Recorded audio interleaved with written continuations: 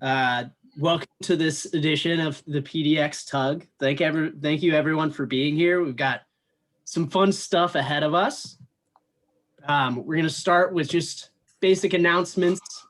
So once again, we're following this new pattern of we're trying to do every month.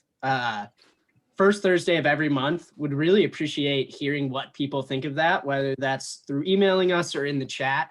Do you like this increased cadence? I think it's pretty fun to get these opportunities. So the next tug is going to be May 6th, and Chris is going to host, and I'm sure he's got some pretty exciting things to bring to us. June 3rd is going to be Debbie, and then July is going to be prime summertime. So we're going to make sure to take a little bit of a break so we can enjoy the rare summer weather like we're getting right now in Portland. The big thing that I want to call out before we really jump in is one, please email us. So PDX Tableau user group at Gmail is going to be the best way to get a hold of us. And we really want to try to get as many people presenting as possible. In person, we'd all be getting to know each other, probably grabbing some beers well after the end time. And we just really want to keep this community alive because it's so fun. So you've probably seen me up here a lot. We want more people up here. So yeah, I see Sarah saying in the chat, more healthcare content. I know we have a ton of healthcare people. So if you have anything, even if you want to do a working session of here's how we use Tableau, how do other people use Tableau? We want to hear that information so we can know how to make this the best tug it can be. Next, we also have our mentorship program. So I'm going to one more time drop in the chat the link for this form. We're hoping to send out matches by next week. So last chance to sign up for this mentorship program to be in the first round. If we have people keep signing up and interest continues, we may expand it, but we're really going to start sending out mentors and mentees, hopefully by next week. So if you're not sure where you fall on the spectrum, whether you're a mentor or mentee, we've given an option for unsure. So don't be deterred no matter where you stand. As for our agenda today, we're doing something a little bit different. So we have our brief introductions and updates, and then I'll be hosting a trivia session, which Jonathan, do we have any rewards for trivia other than just sheer pride? TBD. TBD. Awesome. We're using a platform called Kahoot, which will help us keep track of who won. So your name will be immortalized somehow. And then next we have the main presenter is going to be Sean Packard, and he is going to teach us about developing your data visualization skills. He's going to be talking a lot about Makeover Monday, which is one of my favorite things in the Tableau community, and definitely is something that really helped me jumpstart my data visualization capabilities. All right. Cool. So just a reminder, here's the mentorship sign up. So like I said, we have the unsure option, and you can tell us why you're unsure. With that said, let's jump into some trivia. I'm going to pull this to the side. We're going to play, and if you've never used Kahoot, it's pretty straightforward. It's going to create a game pin. And I'm going to make sure to turn off the noise because we don't need that. So if you just type in kahoot.it, and I'm going to go ahead and share this in the chat as well. You'll be able to follow along. You can even add your name. You don't need to use your real name. It should record your contact info. So I'll give people a little bit to file in. And this is very much going to be I tried to make it as Tableau centered and as Portland centered as possible, while also still maintaining interesting questions that aren't just how do you drag and drop something into Tableau. I promise it'll be at least a little fun. Left click. What was that? I said left click, drag and drop. Left click, drag and drop. Yeah, the 3 steps for figuring anything out in Tableau. Drag and drop, the right click, and then the analysis drop down. So those are the analysis drop down, absolutely the junk drawer of Tableau.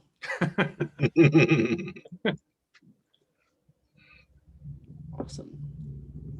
And by no means, if you don't want to play trivia, you don't have to. I tried to make it so that at very least you can learn something about Tableau or the obscure history knowledge that I have in my head.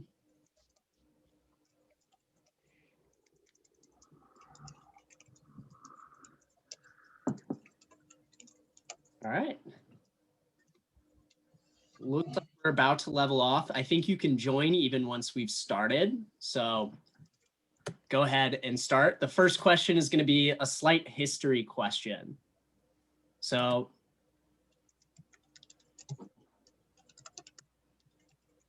we have a very famous graph is about to pop up.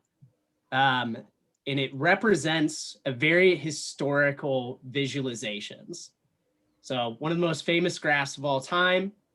What does this visualization represent?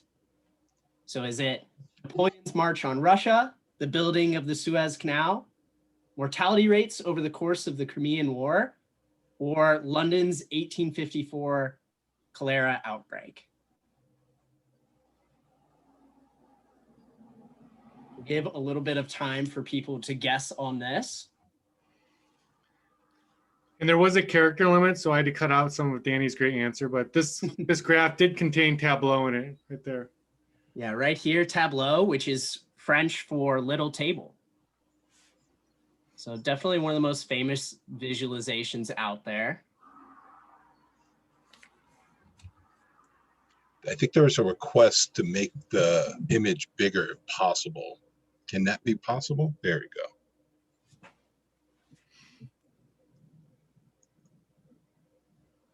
All right, that was Napoleon's march on Russia. So looking at this, I have it pulled up in my cheat sheet.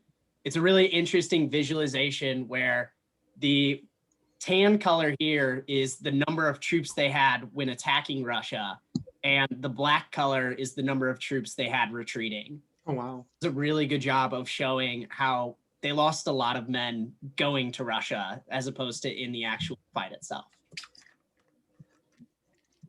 So we'll move on. The next question is a little bit more Portland centric.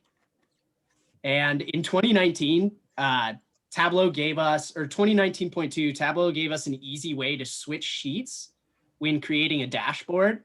Unfortunately, it's not as easy to switch Portland's weather with the weather of one of its sister cities. What is Portland's warm sister city located in Mexico? So what is Portland's warm sister city that's located in Mexico?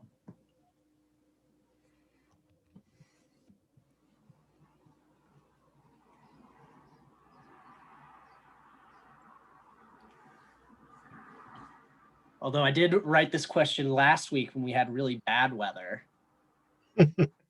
This week. Guadalajara. All right. So the next one is probably one of the most Tableau specific questions. Shout out Ash and Vanessa leading the pack. So if I want marks to be colored by respective values, how would I achieve this? And there's going to be a visual that shows this is our start. The final product we want is this view on the right. So if we want to get 2 separate color legends, how might we do that? And I may have given away the answer.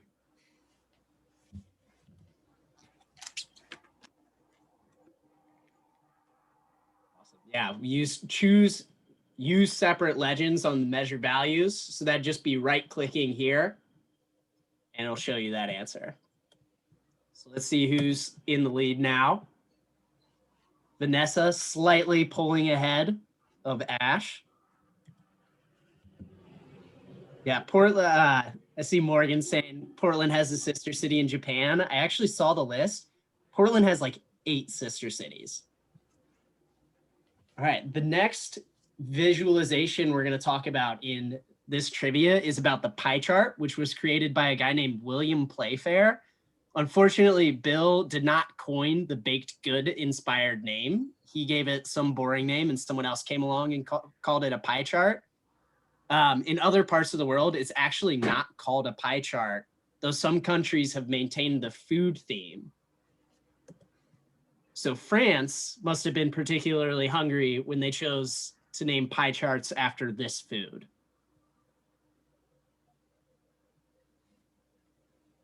So is it cheese, crepe, melon, or cookie? And the picture here is deceptive. We just had stock photos. I'm like, Yeah, that's kind of mean, Jonathan. French, it's named after cheese. So we'll see where everyone's at. Vanessa's killing it. Wow, Vanessa even knew. Wow. The exact name. All right. So the next one is a little bit of Tableau history. What situation was Tableau founded in? So was it a disgruntled analyst, a bunch of students, a gift from the aliens, or a repurposed illustration tool?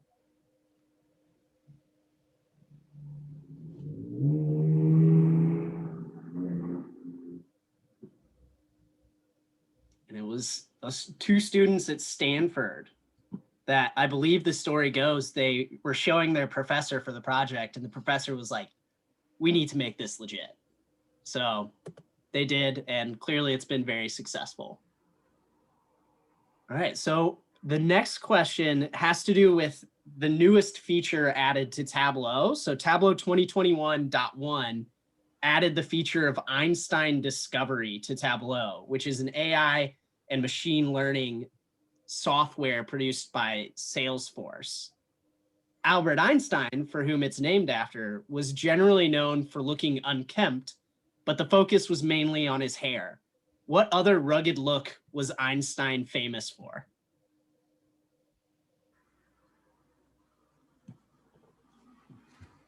No socks, tight cargo pants, inside out clothes, or underwear on the outside of his pants.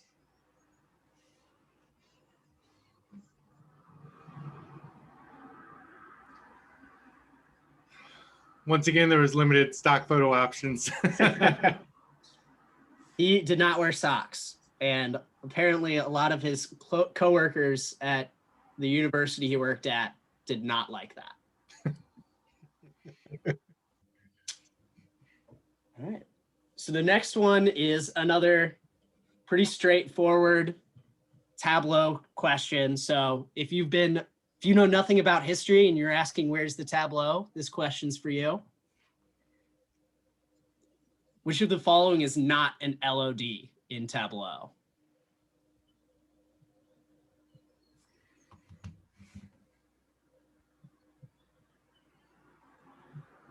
Include, exclude, fixed, or collect.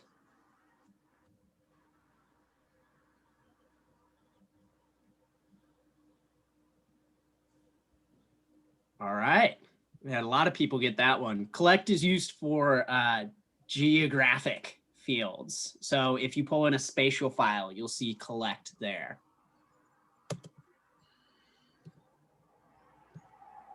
All right, Vanessa's still holding the lead. All right, the next one is another Tableau specific question. We're talking about the icons that Tableau uses to tell you what type of field or what type of data a certain field is.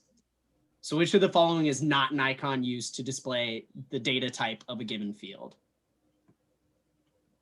ABC, paperclip, a globe, or a percent symbol?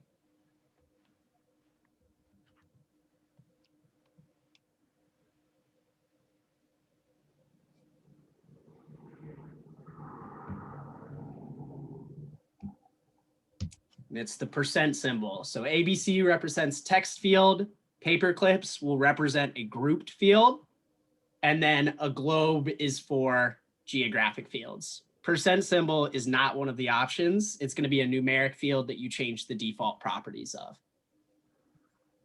So we've only got 2 questions left, and both of them are pretty Portland specific. So our other Pacific Northwest friends, hopefully you know your Portland trivia. If not, I apologize. But the first one actually has to do with actor Bing Russell. So Bing Russell owned Portland's independent baseball team, and his son Kurt Russell was on the team as well. What was the name of this baseball team?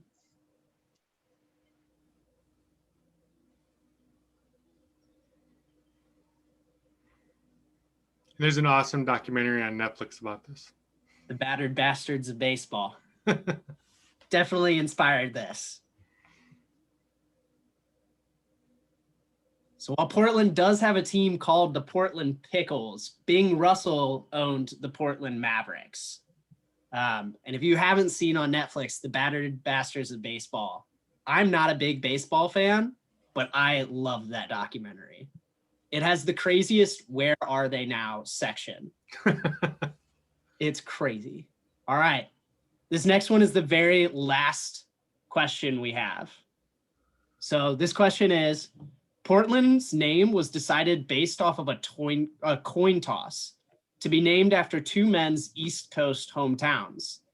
Had Francis Pettygrove of Portland, Maine not won the coin toss, it would have been named after Asa Lovejoy's hometown, which was what?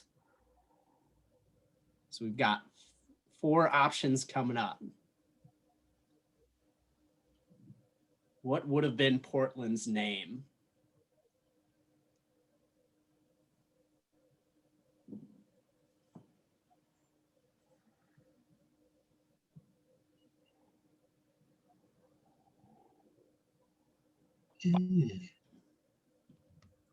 All right, so moment of truth. Who are our top 3? RG, feel free if you want to brag in the chat, let us know who. RG, Ash, and then up top, you got Vanessa. Nice.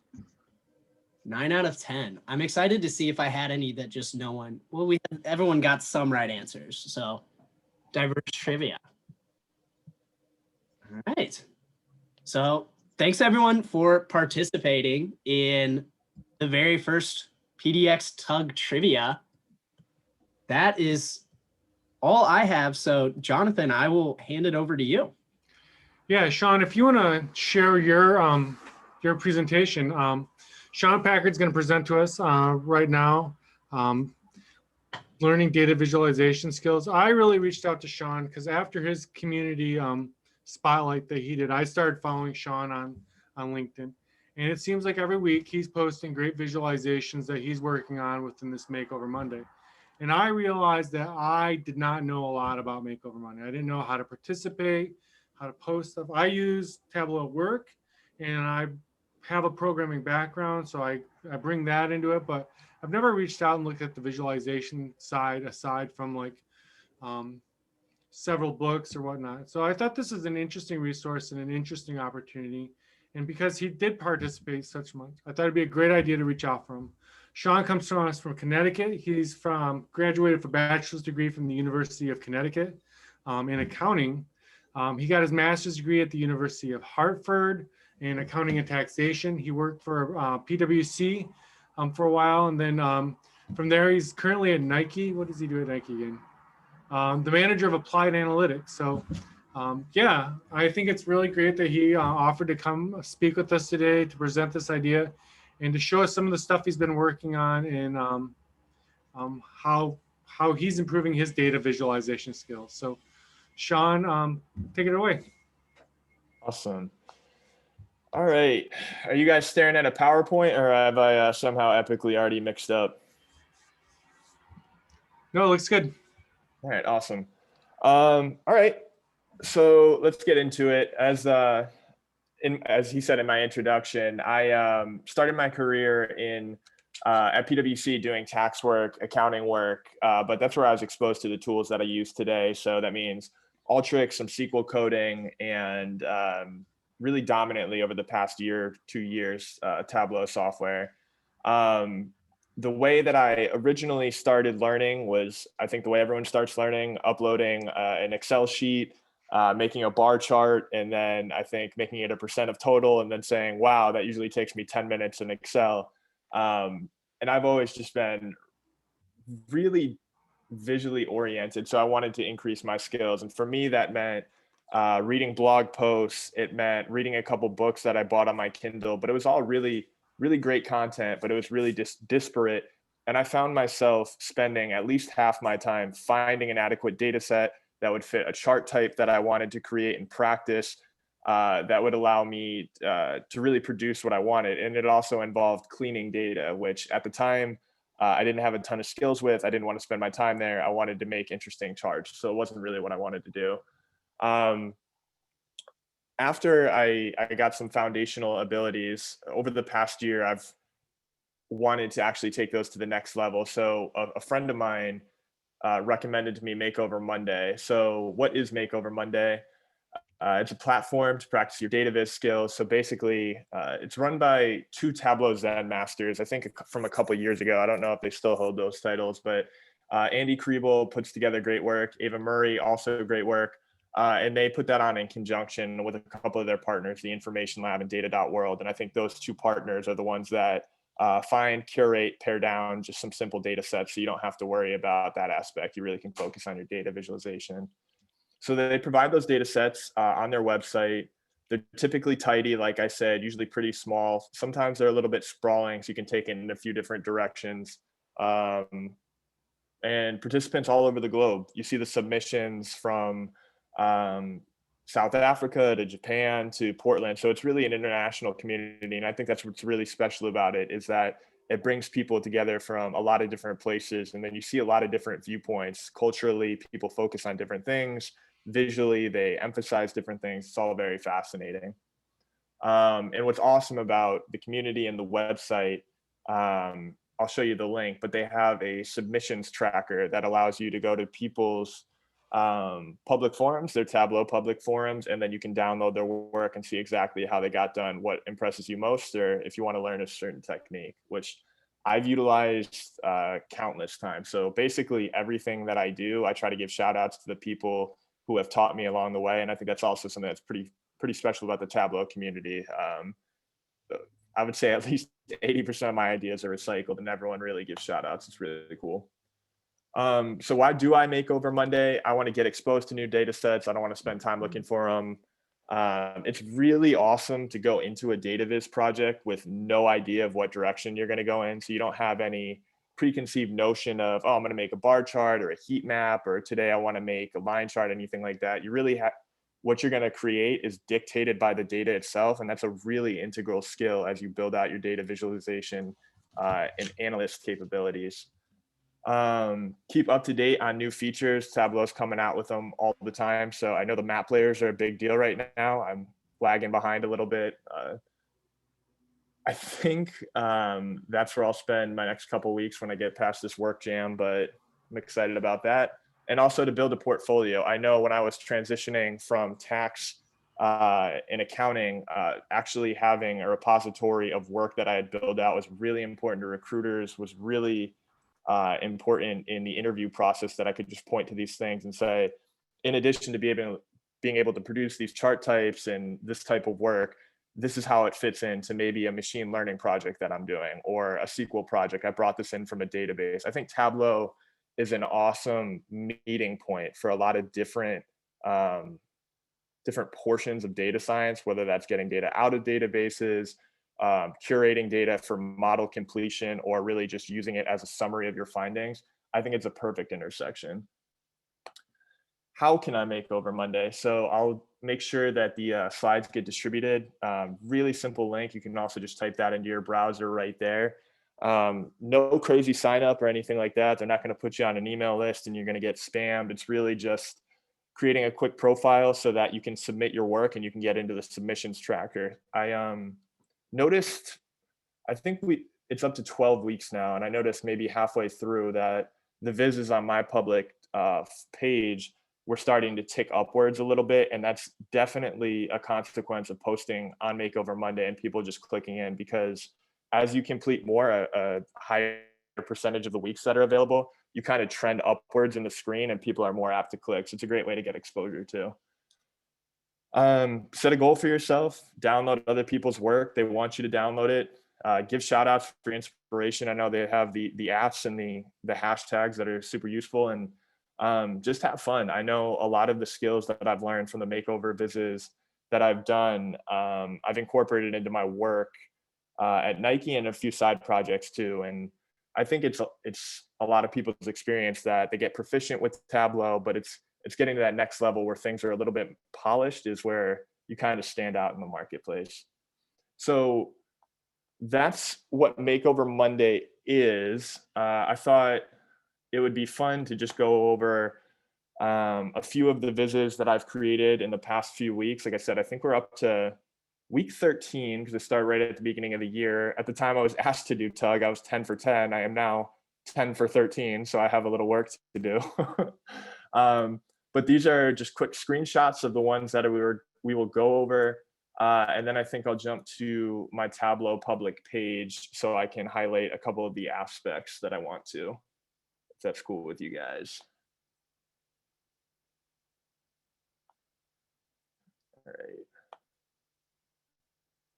Also, you'll notice too, if you do have a Tableau public page, you're posting these, making these publicly available, you can use that hashtag right there and that'll make it easier for people to find, usually in the details section.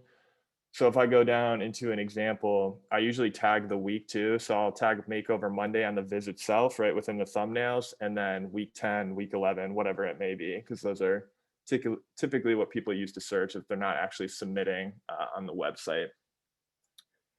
So this one is from a few weeks back, and it was about female representation in the Olympics, and it had data on the summer and winter games, focusing on inclusion. And as we can see here, I used one chart type that's pretty common, right? A gauge. And then the second one is actually a dual axis waterfall chart. And I think what is most prominent in this viz is the design aspect of it. So what I'm really trying to do when I create something is we all create bar charts, we all create gauge charts, but like I said, that little bit of polish to go the extra mile, I think sets vises apart. So I went with a gauge chart that's filling up towards 50%, which is technically equal representation between females and males. There was no data on gender neutral or different gender types, just we had the two binaries. So I included a 50% line just so we're filling up to that level. I think sometimes we get lost in the data. It's a lot of people might think, why are we not filling up to 100%? So you want to give them the context. I use color coding here within the title because I used to use color legends and just stick them wherever in the top right corner of my vises, but it takes up a lot of real estate. And really, if you're just showing between two options here, summer and winter games, I think you can just add a nice little psychological aspect and save some real estate on your board. And then what we have going on with the dual axis waterfall chart here is we can really just see exponential growth. It's within your multiplicative growth, at least within your viz, you're really just trying to highlight a few points in your story. We're not going to get an enormous in-depth analysis just with a couple of visualizations. So I wanted to highlight here over the last 7 or 8 games in both the summer and winter games, we see that enormous growth in the representation of females. And I know I struggled a little bit design-wise that you couldn't see the tails on a few of these data points here, but I was okay with that because I really wanted to emphasize the major jumps. And when you have none on a few and you can see those big jumps forwards, that really contributed to my story and the design that I was going to go through. So that is one. It's probably my favorite one. It's a really good call out about the title and like adding the colors there instead of the legend. I like that a lot. Yeah. I was, well, one, you got some love in the chat of this has given Sarah a ton of ideas and she loves the color coordination. One question I had is, with how much data work do you find yourself doing, like back-end work for Makeover Monday typically? So shaping the data to get it into a form that I can actually create the graphs. Mhm. I would say it's difficult because one, I'll go in next. I didn't have to do any, but for this one, I would say it typically ranges between either no time at all or like 20, 25 minutes. It really should be just a couple filters and maybe a transposition. Every once in a while, they'll throw you one that seems a little bit like bait, like this data has to be transposed. Do you know how to do that real quickly in Tableau once you've loaded it? But you shouldn't have to be doing like a lot of pivots, a lot of cleansing. There's not going to be any regex required. It's really focused on the data viz. Was there several versions of this, or was this sort of like you started off with like maybe a part of it and built onto it, or how did you evolve this? Yep, I think I started with a line chart, and I noticed a few of the years were having those big jumps. So I wanted to emphasize that point. Then I switched to a waterfall chart, but it was also kind of luck of the draw. And just speaking of inspiration, Ryan Sleeper has written a couple books. He's the founder of Playfair Data in I think it's Kansas City, but he has a book, Innovative Tableau, and he highlighted this dual axis waterfall chart. And I read that article maybe a week before I put this together, and I was like, this fits perfectly. So it's just kind of that example of I'm still reading blog posts, I'm still reading books, and it comes together in Makeover Monday. Makeover Monday is really the canvas. All the other work I do in the background is the knowledge I gain to put into it.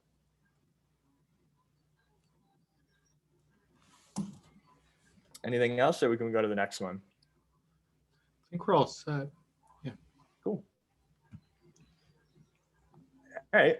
Like I said, I try to do one thing differently a week. Try to incorporate one new Tableau feature. So I think the most important one was creating a set action in this viz. So I know what I struggle with when I have a line chart that is we have 10 or 15 different whether it be categories or groups or whatever it is, whatever label, is turning it into a huge spaghetti chart. You can't get any insights. It just doesn't look very good.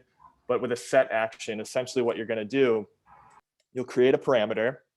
And if you guys are creating parameters manually, make sure you're using that feature to create a parameter from an existing column or list. Because I had this experience early on that like I had a column with 100 values and I was typing them out manually. I added a space something or had a typo, so it wouldn't actually retrieve it on a few of them. And it's just a nightmare to troubleshoot. So when you create a parameter, add it from an existing column, and then you're going to add it to a set action. So what this does is essentially I have a highlighter tied to that parameter, so I can select a country and it's going to highlight if it behaves correctly. Let's see. Let's do. Really.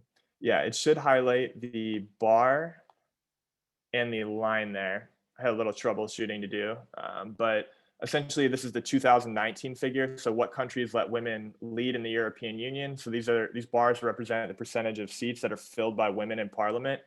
And we can see from the red line trending in 2004 from 10% all the way up to 36%. And I think that was the biggest jump. But another part of this is I always try to make this as interactive as possible. And what I get from my collaborators in the workplace all the time is, look, we want the snapshot, but if we want more context, we want to be able to pull it apart and we want the whole story. So what I like to do is provide a line graph and then this drop down here, and then just give it a slope graph. So if they want just what are the 2 points from 04 to 2019, we can see Italy had this huge jump. It's more pronounced. And if they say, what are actually the peaks? What are the troughs? We can go to this drop down and then we can see every single year in between.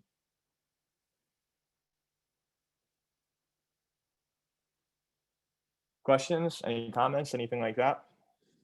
John, we had one question of, do you have any visits that show population health data?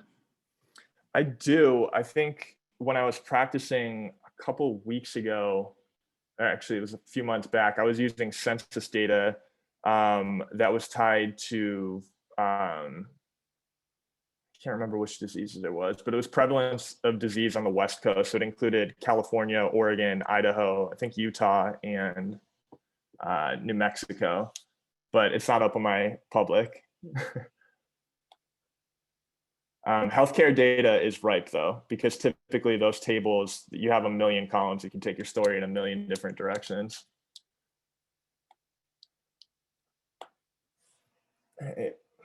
Do a couple more. So this one is an example of, I know we got the question of how much data prep do you actually have to do. This was literally like 2 columns with percentages, males, females, no data prep required at all, super simple.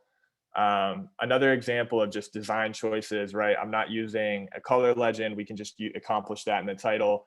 And this is also an example of, I don't typically like to do this, but what does your chart look like?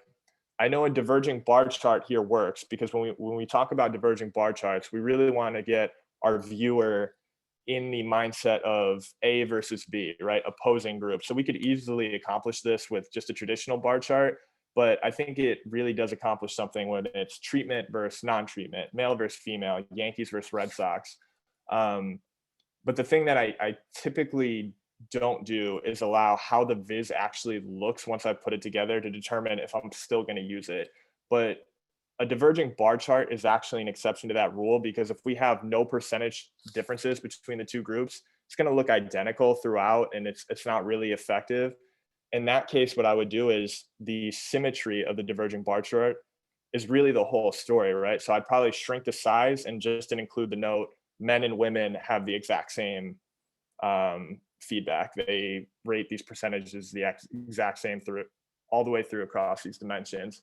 But here we get a nice story, right? So just kind of a fun little topic. What's the point of Valentine's Day? Women, 51% of them say, show how much you care. And then men, by a rate of 3 times the clip of women, are saying it's about sex.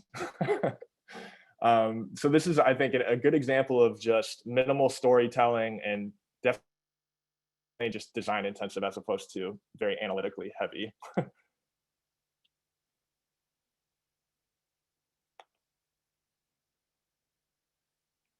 go. All right.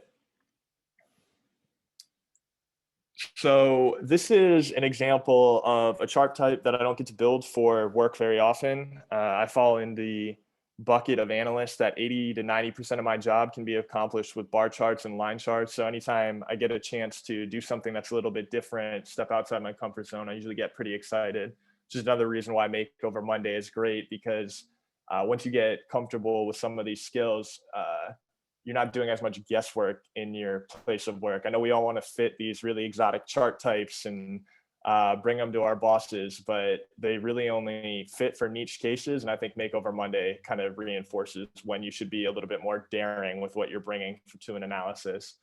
So the question for this week was, thinking about the list of reasons below, which, if any, do you personally think are the main reasons why women may not be equal to men in your country? Why would they not treated the same? So the chart I used here is essentially 2-dimensional. We have our countries up top on the columns, and then we have the reasons that were supplied. A couple of them because boys and girls are treated differently when they're growing up, because girls don't receive the same access to education, men tend to be physically stronger. Asked across a pretty large swath of different countries, Argentina, China, France. So it's different to see culturally what these answers actually come out to. I think design-wise, this is an example of a heat map. So I'm color encoding the highest percentage for each column green, so it just pops out. And they're also going to be the largest too. So I just used for, I think originally I wanted to make those females for the female side, but this was also asked for males. So this drop down lets you switch between female answers, male answers, and there are some pretty interesting differences. I think design-wise, it was important. I think I originally had it as a grid, so I had a couple lines running across horizontally as well.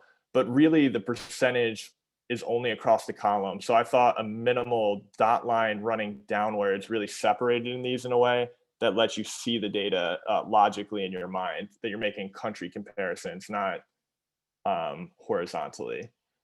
This is just a fun heat map that, like I said, it's not something that I typically get to do at work very often. And I think when I started this visualization, I originally planned to have it as females and males together available on the same view, but I was really getting constrained by the real estate. I didn't want to increase the layout size. I thought that would take away from it. So just adding this drop down right here, super helpful, I think. And if you guys want to know how to do that, feel free to reach out. It's essentially, you're going to take a horizontal container, you're going to put that on your dashboard, and then you're going to create a parameter. So my parameter has the strings males and females, and then you create a filter that will say, based on whatever you pick, switch between the two that you drag into the horizontal container within your dashboard.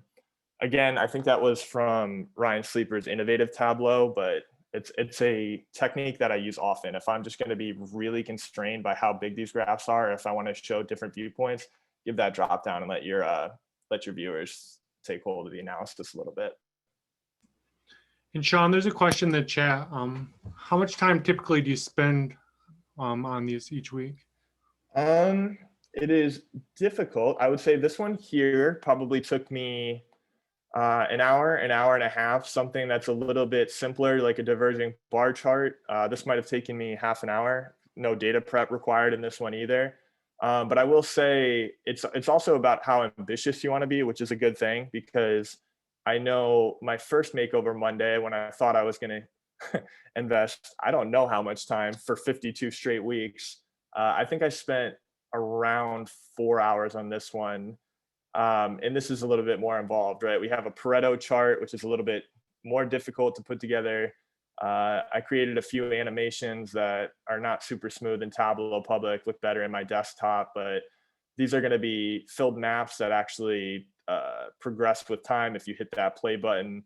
I had to write some custom calculations to get unique counts for males and females, and then we have small multiples for a few of the other fields. So to answer your question, I think one of them's taken me as 20 minutes to 30 minutes, but I've spent as high as 4 or 5 hours going through these. And honestly too, in a couple instances, I have a vision for where I want to take it, and it just doesn't work with where the data falls, and I have to kind of call an audible in the chart type I'm using or something like that. So that last one, each map of Africa was a different sheet?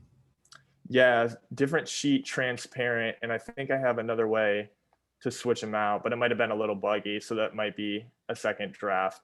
But up here, my animations make this a lot more interesting, and I think this is running, I created this in like 2019, so on Tableau Public, the play button is just kind of quirky. Let's see, there was one more. Oh, and honestly, Makeover Monday too is honestly great for stuff that you want to know how to do. There are chart types I see all the time, but I'm like, they're not really practical. A bar chart could do that in a quarter of the time. But honestly, every once in a while you want to do something to be impressive for no reason at all. And I'm a big proponent of that, because then you'll inevitably learn something about polygons, you'll learn something about LODs or something, and it'll just translate to another portion of your work. So I don't think you should ever be scared about investing a little bit of time in something that may not be the most practical. And an example of that is these arrow gauges that I created. And this was just based off a blog post that I believe Tone Hong put together a few months back, that I thought they just visually looked great. Again, they're just percentages of nuclear leaders and wind and solar leaders in the European Union. That could all be done with a bar chart, but every once in a while you just want to throw something against the wall and see if it sticks. So did you make each one of those, or how did you do that? Yep. So the arrow charts are individual sheets. The countries are different. They're just filtered to different countries.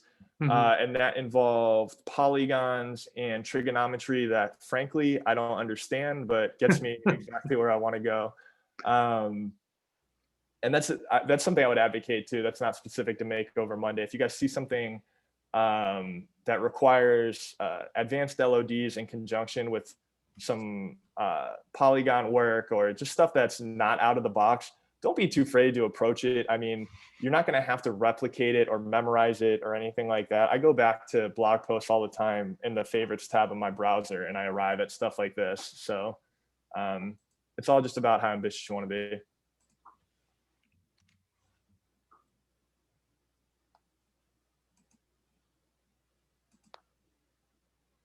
And I think that was the last one that I wanted to do. So That was fantastic. I really appreciate you stepping up and showing us that and sharing with us the different visuals that you had.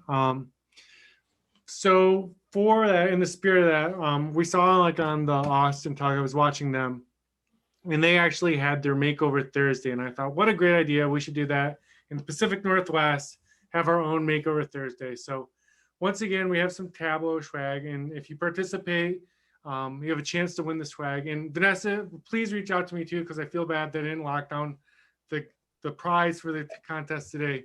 So feel free to reach out to me. But we created our own sort of Makeover Thursday. Wait, oops. Here, I'll put the link in the browser. And here, let me share my screen.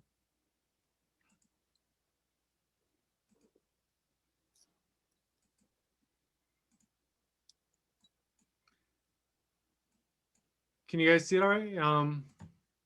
So this is our first ever PDX Tug Makeover Thursday. We're using a data set from the Oregon government. It's a recreation map. I thought it was very seasonal and appropriate for the spring nice weather. Besides, I want to get outside more, so it's something I want to look in. This is the sort of visualization they had on their website, well, the relief map and the different icons. And you could hover over each one of these and see what data was underneath it. From the link in there, you can find this page, and that'll have a link to the actual data set. If you participate and you create, like post it on your public page, my email is just down here. Reach out to me, or else you can reach out to the group email, the Gmail we presented earlier. Let us know if you have any questions. I think it'll be fun to participate, and yeah. The only other thing I wanted to share is we do have 2 positions open at our work for Tableau people. We have this senior Tableau product manager available at First Tech. If anyone's looking right now, I know it's sort of, there's a lot going on, and yeah, I just wanted to make this available. And we have one, we're actually having a new community builder within our data group that we're building. So if you're interested in forming teams and building a community amongst all the analysts within our organization, we have quite a large organization and quite a large number of analysts, and yeah, we're looking for someone to lead that. So feel free to use me as a reference if you reach out to me on LinkedIn, and if you apply to this job, and I'll buy you a croissant or something if you get hired. So that's all I had. Danny, do you want to close up the meeting? Yeah, awesome. Thank you again, Sean. It's awesome to see. Just, I think people can always use ideas of how to get more involved in the Tableau community. And I think your work shows how hard work pays off, because those vizzes are incredible. And hearing you say that only takes 30 minutes is astounding. Appreciate it, man. Thank you. Yeah, absolutely awesome. Thank you. Please reach out to us if anyone wants to present. If you have any ideas, if you want to present or have any ideas on things you'd want to see, we're always looking for content. So I'm gonna one more time. You should find, if you scroll up, there's the link for the mentorship program. Please send that out. I think with what Jonathan just showed us with the Makeover Thursday, it could be a great first project to work on with your mentee. So that is all we've got for today. We'll see you next month, where Chris will be leading the tug with some pretty cool stuff. Thanks, everyone. Guys.